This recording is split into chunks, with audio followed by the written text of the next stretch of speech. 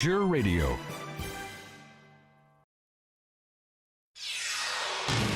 This is the news on top of the hour. Live from our studio in Georgetown. Kaieteur Radio, 99.1 FM.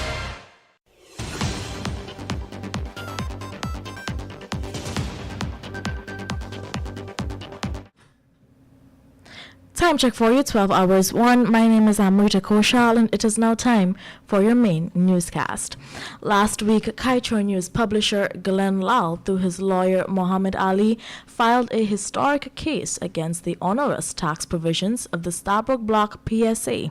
According to chartered accountant and attorney at law Christopher Ram, if the matter is successful, there would be significant financial benefits for the country.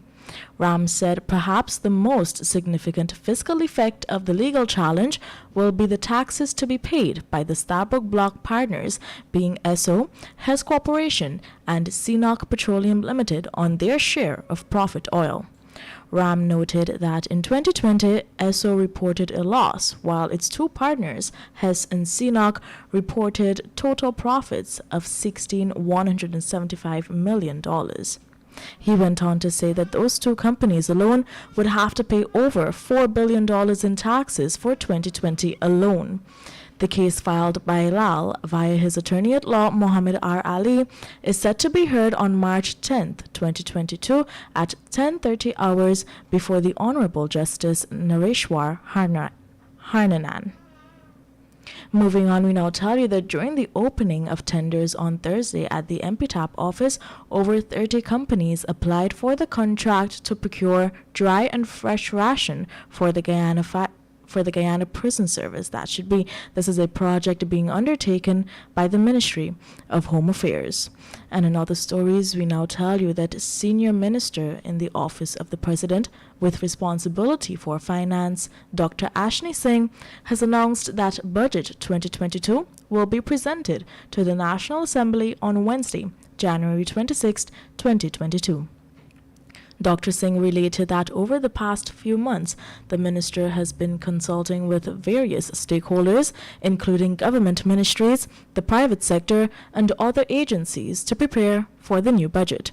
It must be noted that this year's budget is likely to be the largest one ever recorded in the history of the country, given that the ruling PPP has approved the Natural Resource Fund Act, which will permit the government to spend monies garnered from the oil and gas sector. We now tell you that even though he has already aired his suggestions to the PPPC for Budget 2022, the leader of the PNCR, Mr. Aubrey Norton, has reiterated his call for the administration to take steps to curb the inflation rates. Norton said that it is urgent for measures to be implemented to tackle the increase of food costs, which he believes could be addressed with more focus on the agriculture sector. He explained that the government must not only acknowledge the spike in market prices, but also take action to improve the situation, while it may still be in its budding stage. Already in Guyana, Norton noted that many waterfront businesses, which formerly accommodated the fishing industry, among others, have been converted to aid the oil and gas sector. In this regard, the party leader urged that this development requires urgent attention by the government, which he expects to implement measures to address such matters in Budget 2022. In other stories, we now tell you that with the hope of capturing more of its intended target audience and giving deserving families a chance, the CH&PA has extended the deadline for applications under its Adequate Housing and Urban Accessibility Program. According to the CH&PA, Minister of Housing, Colin Crowell, made the announcement on Thursday, stating that the closing date is now Friday, February 25, 2022.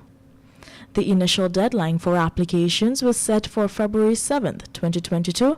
However, the executing agency, with the consent from the funding agency, the Inter-American Development Bank, has agreed to the extension. Time check for you, 12 hours 6. We will return with more news for you shortly after the break.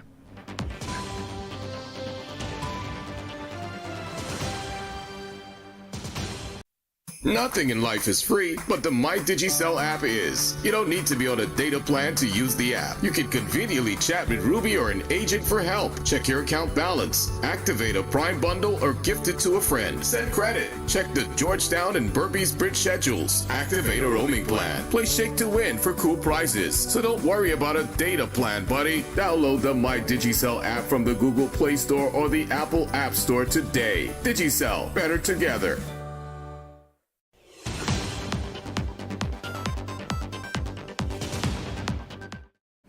And now back for more news in detail. Plans for the one-day visit by President of the Federative Republic of Brazil, Jair Bolsonaro, did not materialize yesterday owing to the passing of his mother, Olinda Bolsonaro. The announcement was made on Friday, a few hours before the president was expected to arrive. Guyana's head of state, Mohamed Irfan Ali, has extended his sympathies to his colleague. And moving on, we now tell you that a repeat offender, Denise Hilliman, also called Joy Hilliman, was remanded to prison yesterday when she appeared before senior magistrate Lerone Daly at the Georgetown Magistrates Courts for allegedly stealing over $600,000 in cash. The court heard that on Monday, the victim, Maylin Oritz Rodriguez, was in a store along Robb Street, Georgetown, doing some shopping when she realized that her purse was missing. Upon making this discovery, she immediately took action and reported the matter to the police. The police, while investigating the matter, had reviewed CCTV footage from the store where the accused Hilliman was seen removing the victim's purse. She was later arrested, told of the allegations, and cautioned but denied any involvement. Hilliman is also currently before the court for an attempt murder charge where she allegedly stabbed a woman, Ottilie White, during a gambling fight.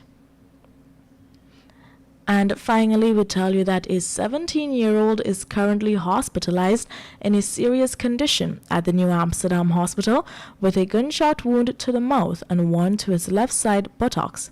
Regional Commander Budnarain Prasad told Kaieteur News that a 39-year-old suspect was arrested and has since denied shooting the teen. Prasad also confirmed that 3 shots were fired, 2 of which hit the teen. The suspect was hauled before the court in October 2021 and slapped with 3 counts of rape committed on the victim and 2 other teenage boys.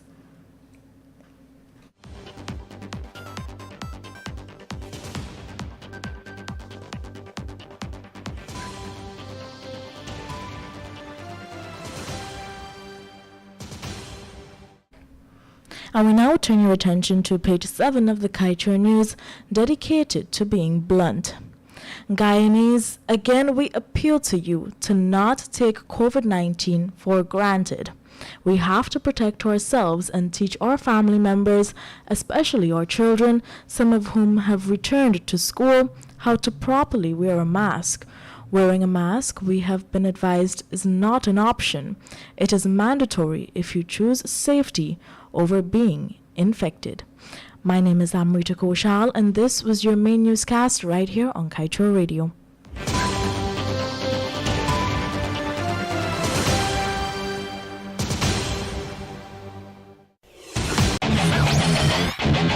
Want value for your advertising dollar? Then place your ads on Kaieteur Radio's newscasts. Streamed live on 6 different mediums, reaching hundreds of thousands. Advertise today and watch your dollar grow. Call us on 225-8465 or 226-8210 today. Fellow Guyanese, after the newscast at 12 noon every day, I am dedicating some clips with extremely important information pertaining to Guyana's future. Please, I beg you, take some time and listen.